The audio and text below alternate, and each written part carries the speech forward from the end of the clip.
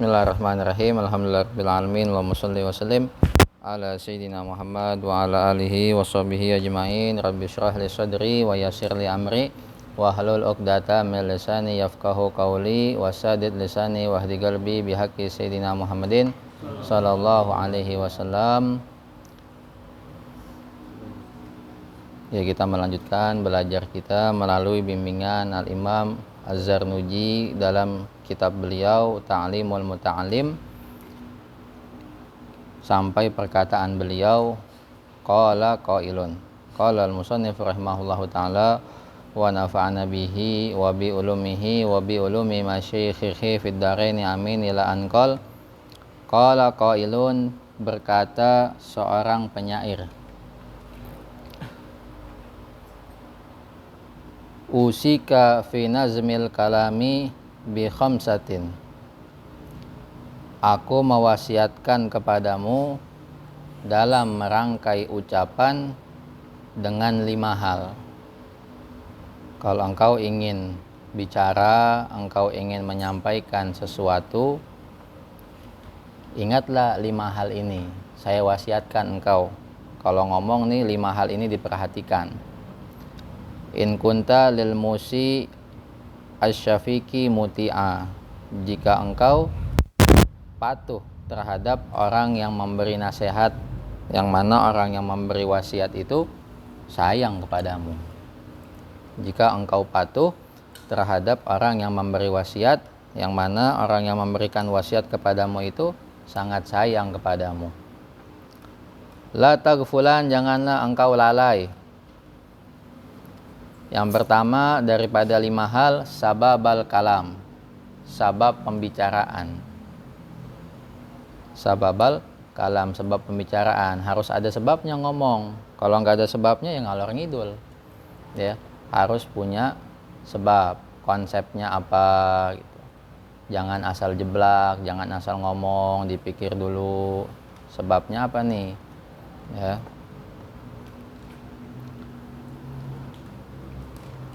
Melihat kondisi keadaan juga.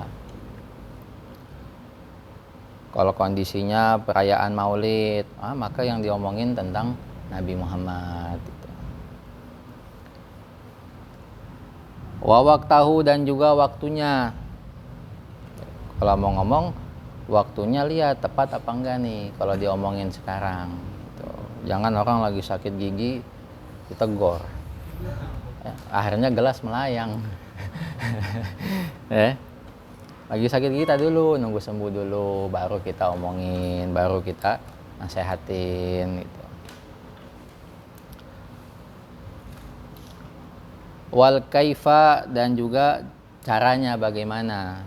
Caranya bagaimana nih? Apakah harus dengan lembut atau dengan keras sedikit, dengan tegas? Itu harus diperhatikan juga. Apa mesti ada intonasinya gitu, ada waktunya pelan, ada waktunya tinggi gitu. Kalau khutbah kan kadang suka ada intonasinya pelan, kemudian ada naik sedikit suaranya gitu. Jangan dari awal kenceng terus, naik terus, akhirnya pas sholat hilang suaranya. Wal kama, yang keberapa tuh? 4. Yang keempat, wal kama, yang pertama kan sabab, yang kedua waktu, yang ketiga cara, yang keempat wal kama, kadarnya. Kadarnya ini harus seberapa. Ini yang kita hadapin ini orang yang seperti apa? Orang yang cepat nangkep, berarti harus singkat aja ngomongnya, karena dia orang cerdas lawan bicara kita. Oh, yang kita hadapin ini dia kurang cerdas, umpama, berarti mesti betul-betul jelas dalam menyampaikannya, agak panjang lebar sedikit supaya dia paham. Wal kamma, kadarnya. Terus wal makana, dan tempat. Ya, lihat tempatnya. Jangan di hadapan orang banyak kita bikin malu seseorang gitu. Yang ada dia nggak bakalan nerima nasihat kita. Justru malah apa? menolak nasihat kita, ya, karena kita mempermalukan dia. Tuh. Jami'an, ingatlah semua ini. Jangan kau lupakan kalau ingin bicara, ingat 5 hal ini. Sebab pembicaraanmu, waktu pembicaraanmu, caramu berbicara, caramu menyampaikan, kadar bicaramu, dan tempat engkau berbicara. Itu diperhatikan. Sehingga omongan kita itu bisa tepat sasaran.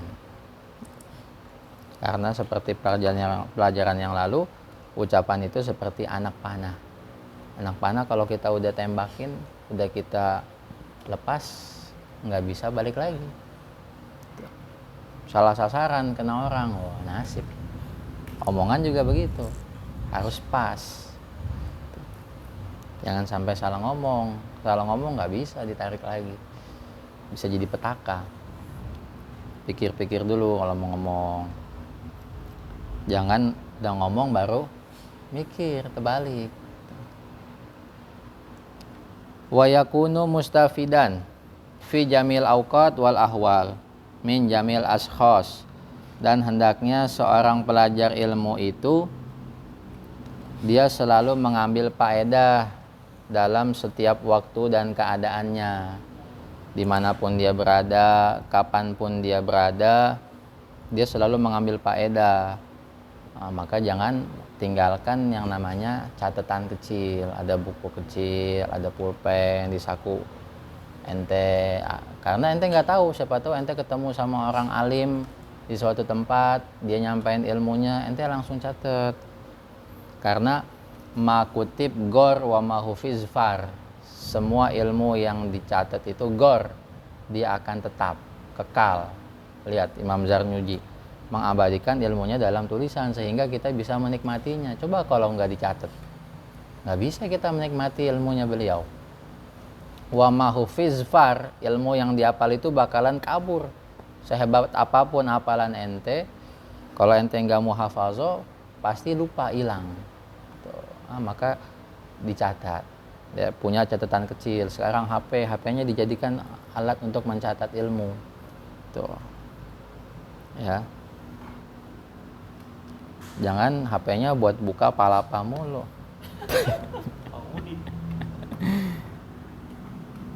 Min jamil ashkhas, dari semua orang, jangan pandang bulu. Selagi itu yang disampaikan sama orang tersebut kebenaran, ilmu, ambil.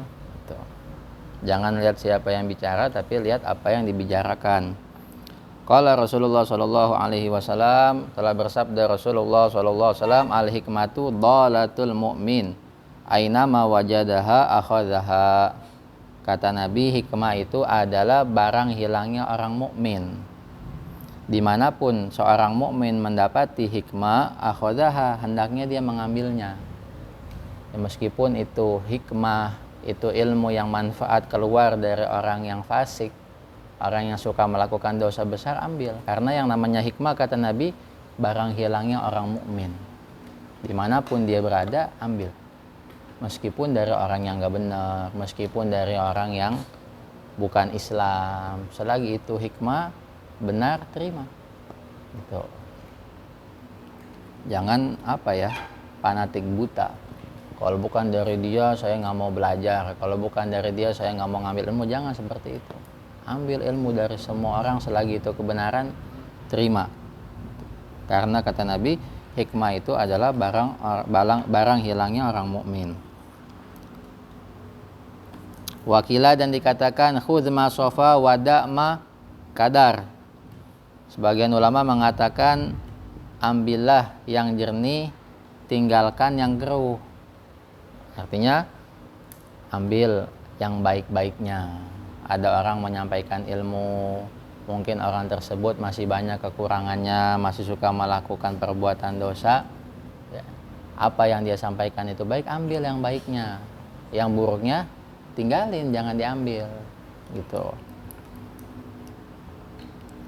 Wa sami'tu Syekh Al-Imam Al-Ajal Al-Ustadz Fakhruddin Al-Kasyani yaqulu, aku mendengar Syekh Al-Imam Al-Ajal yang agung Ustadz Fakhruddin Al-Kashani, beliau berkata, yaqulu, beliau bercerita, kanat jariyatu Abi Yusuf rahimahullahu ta'ala amanatan inda Muhammadin, adalah seorang hamba sahaya perempuan milik Imam Abu Yusuf, dititipkan kepada Imam Muhammad Asy-Syaibani. Faqala laha, Imam Muhammad bertanya kepada si hamba sahaya ini, hal tahfazina fi hadzal waqti min Abi Yusuf fil fiqhi syai'an, apakah engkau menghafal saat ini sesuatu daripada ilmu fikih yang engkau dapatkan dari Imam Abu Yusuf? Engkau kan lama bersama Imam Abu Yusuf, tinggal bersama beliau. Beliau itu kan seorang ahli ilmu fikih, seorang faqih. Ada gak ilmu yang engkau apal? Qalat, si hamba saya menjawab, la, enggak, saya enggak menghafal apa-apa. Illa annahu kana yukariru, melainkan beliau itu sering mengulang-ulang, wa yaqulu, beliau mengatakan, sahmud dauri sakit, bagian dari perputaran itu tidak ada. Nah, ini masalah bagian waris. Bagian waris dalam mazhab Hanafi. Ya, umpamanya si A, dia punya hamba sahaya perempuan, dia wasiat atau dia berikan, kalau saya mati hamba saya ini untuk si B. Si B juga, saya kalau punya harta saya, kalau saya mati saya mau kasih si A, ini kan muter. Nah, bagaimana tuh muter itu? Ya. Nah, di sini dikatakan sahmud dawri sakit, bagian dari perputaran itu tidak ada. Yang jelas ini masalah warisan dalam mazhab Hanafi. Fahafizu dzalika minha, beliau nih Imam Abi Yusuf, Imam Muhammad Asy-Syaibani menghafal tuh ilmu tadi, faedah tadi dari si hamba sahaya. Wa kanat muskilatan ala Muhammadin, dan masalah yang diucapkan sama si hamba ini adalah masalah yang beliau sedang mengalami kesulitan dalam memecahkannya. Beliau lagi nyari-nyari tuh jawaban tentang bagian dari perputaran warisan itu. Beliau dapat jawabannya dari si hamba sahaya ini, dari si budak ini. Ya. Fartafa'a iskaluhu, maka terangkatlah kemuskilan beliau. Jadi tahu jawabannya, jadi tahu tuh. Ya, apa yang selama ini beliau cari-cari, kemuskilan yang beliau cari-cari, akhirnya beliau mendapatkannya bihadhil kalimat, dengan ucapan si hamba sahaya ini. Fa'ulima anal istifada mumkinatun min kulli ahad, maka dapat diketahui bahwasanya mengambil faedah, mengambil ilmu itu mungkin dari semua orang. Ini beliau nih ulama besar, ngambil faedah meskipun dari seorang budak gitu. Jadi bukan hanya dari orang alim, dari pembantu kadang, ya, dari sopir, dari budak, mungkin untuk mengambil ilmu. Dari orang gila kadang, dari orang gila kadang kita ambil kalau memang yang disampaikannya itu kebenaran. Khudil hikmata walau min afwahil majanin, ambillah ilmu yang manfaat, ambillah hikmah meskipun dari mulut orang yang gila. Ya, ada dulu namanya Bahlul, dikenal sebagai orang gila. Bahlul sebenarnya nggak gila, dia seorang sufi, seorang alim. Ya, ketemu Bahlul ini dengan Harun Ar-Rasyid. Harun Ar-Rasyid seorang khalifah, seorang penguasa. Harun Ar-Rasyid, sampai kapan engkau bakalan sadar? Engkau nggak sadar-sadar, engkau ini gila Harun Ar-Rasyid. Bukan saya yang gila, engkau yang gila. Harun Ar-Rasyid berhenti. Bagaimana bisa begitu? Kok saya yang gila, bukan kamu yang gila? Iya, karena apa? Kata Bahlul, ya, aku tahu istanamu itu Harun Ar-Rasyid, dia nggak bakalan kekal. Engkau akan tinggalkan istanamu. Ya. Dan aku tahu kuburan itu bakalan kekal. Aku persiapkan kuburanku. Aku terangi kuburanku sebelum aku memasukinya, karena kuburan itu kekal. Aku menyiapkan yang kekal, engkau sibuk menghiasi istanamu yang tidak kekal. Engkau bagusin istanamu dengan aneka perhiasan yang mewah-mewah, padahal dia nggak kekal. Tapi saya menyiapkan kuburan saya yang itu akan kekal abadi saya tempati.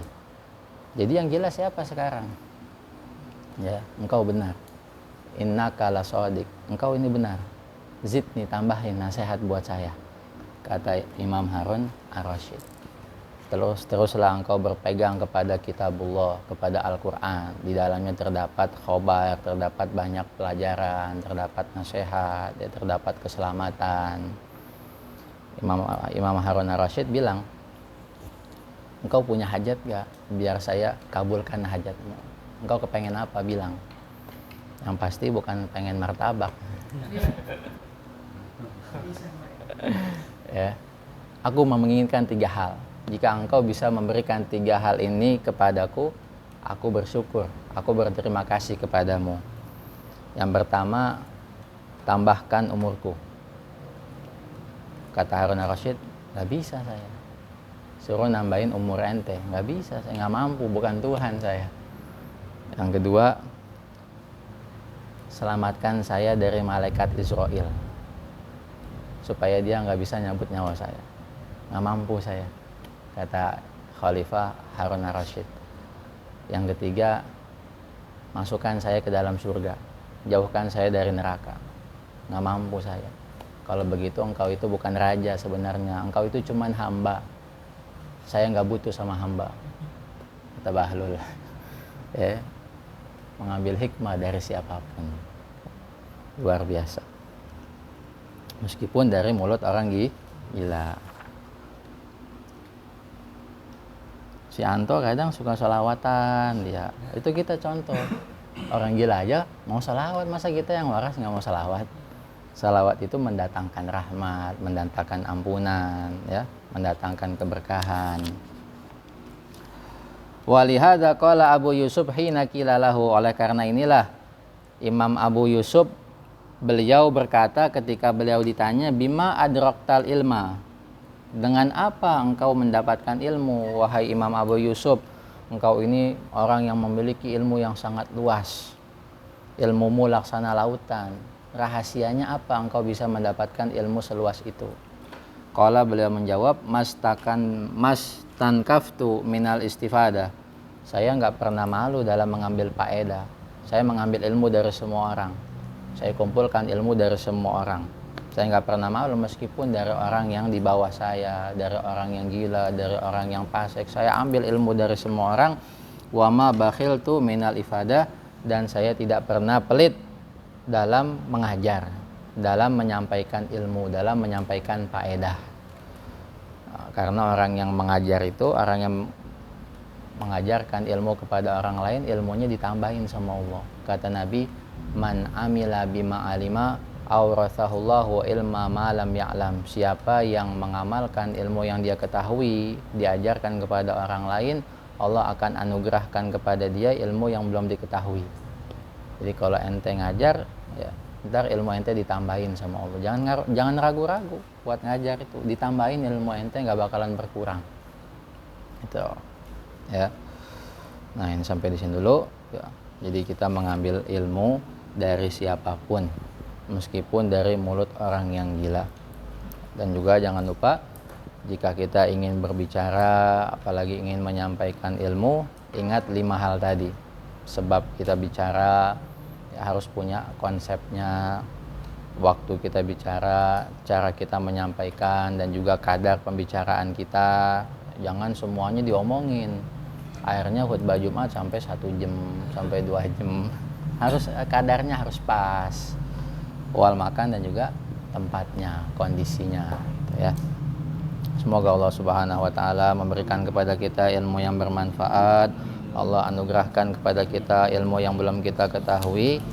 Allah jadikan kita, keturunan kita, orang-orang yang berilmu, yang mengamalkan ilmunya. Amin ya rabbal alamin. Allahumma inni staudatu